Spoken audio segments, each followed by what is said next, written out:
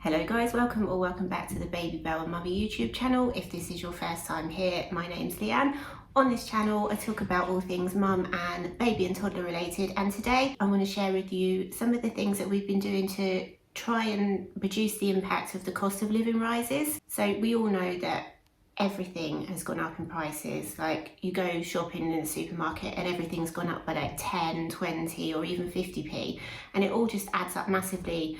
And unless you've been living under a rock, you've heard all about the energy price rises as well. So there are quite a few things on this list that I've got here that we've been doing, and it does all add up to over £3,500, or it could add up to over £3,500. Obviously, not all of this is going to apply to everybody, but I'll go through the list, let you know what we've been doing and how much it can save the average person. And a lot of this as well is how much we've saved. So the first thing is create a budget. Now, I've talked about this quite a lot of times. I've done a couple of videos on budgeting. I'll link some videos down in the description for you.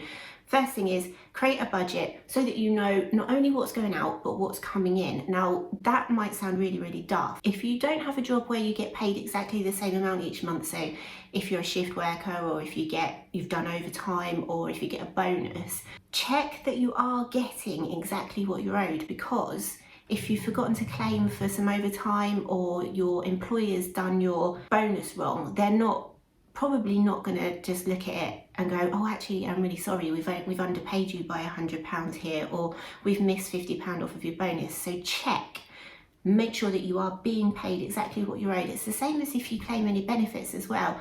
Check to make sure that you are getting the benefits that you're entitled to. There's loads of calculators that you can do, but just make sure that you're getting, one, the ones that you're entitled to, and two, the right amount for it. And then get it all in a budget so that you know exactly what's coming in and what's going out. Now, I haven't put any monetary value against that, because that could be so different for everybody, but that is the first one. The next one is check your direct debits. Are there things on there that you're paying for still that you're not even using? So things like your gym membership, if you don't use that anymore, annual passes from when the kids were younger, or from things that they've grown out of, dating sites, mobile phone insurance. Have a look to see if there is anything that you don't need to be paying for, and that can save you £200 a year. Review your TV and broadband. So these companies are really sneaky. You sign up to, you know, whatever the deal is, it looks really great, £40 a month or whatever, and then it gradually creeps up, and suddenly you're like paying £120 for it. So review it. Is there another company that could be cheaper? Have you got add-ons on there that you don't need? So sports channels, movie channels, kids TV channels, all of these little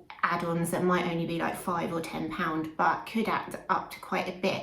And doing that could save you £100 a year. Is your mobile phone contract about to expire?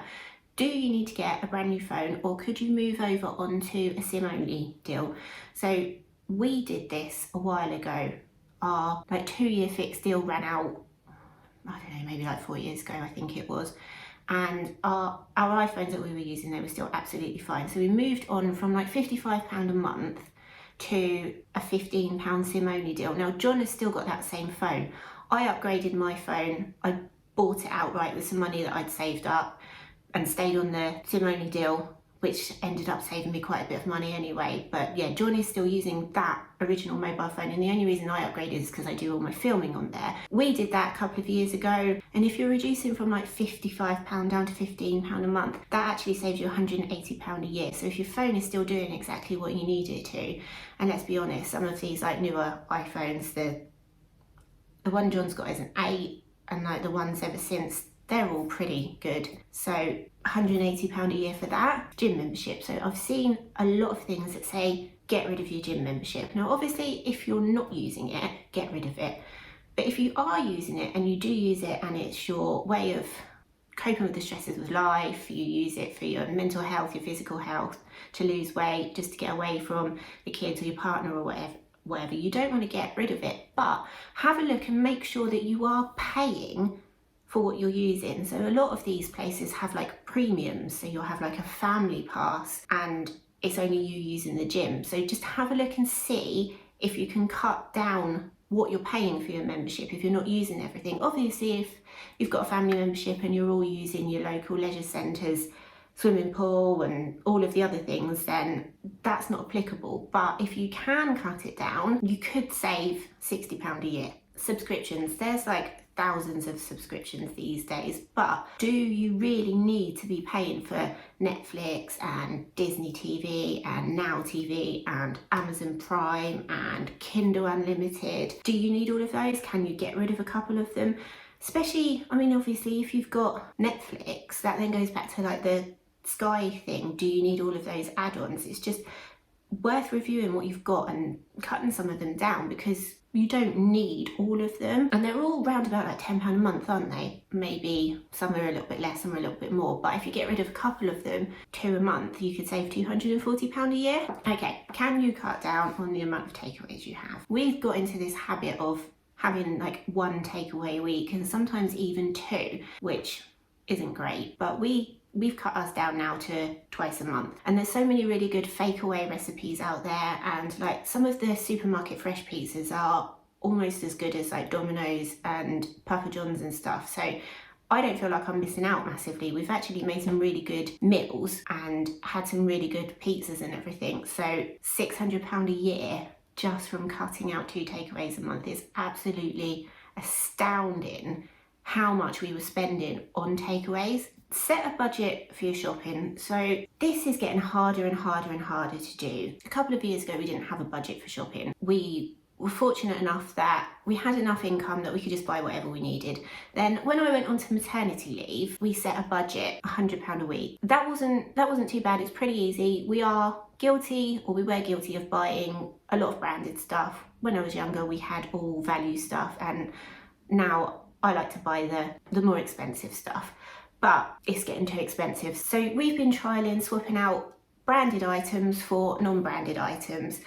And I think I'll do a separate video, let you know how we'll get on with that. Because like some of it is amazing, like you don't even notice, and some of it is not amazing. By doing that, we're actually saving like £100 a month, which is £1,200 a year. That's definitely worth having a look at. And also have a look at what supermarkets you shop at as well. We shop at Sainsbury's because we use the Nectar cards, the Nectar points, but I know that Aldi and Lidl are always coming up as cheaper than like Sainsbury's and Tesco and everything, so it's definitely worth looking around.